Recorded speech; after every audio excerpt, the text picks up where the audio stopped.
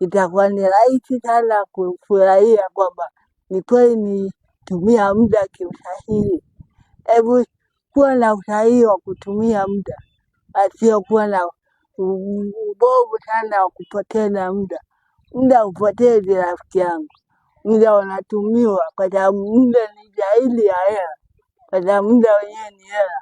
So ukiruhusu kupoteza muda kirahisi, utakuwa unasikitisha sana katika maisha yako.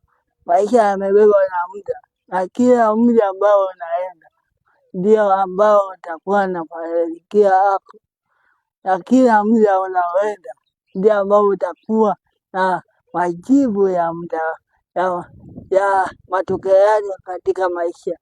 Tupambane kwa bidii sana na kuelewa kwamba muda ambao tunaupoteza katika mambo yasiyofaa unakuwa ni hasara kwetu. Hebu tuamke na kuelewa kwamba tunatakiwa tutunze muda na kuheshimu muda katika maisha yetu, na sio kuchelewa katika maisha yetu, katika muda wote ambao tunao. Maisha haya yamebebwa na muda sana. Maisha haya yamebebwa na hatima katika maisha yetu. Timiza kesho yako, panga mipaka yako, hakikisha unatunza muda. Usipoteze muda kwa sababu utakuja kujuta baadaye. Hebu tunza muda na elewa kwamba muda ni akiba katika maisha yako.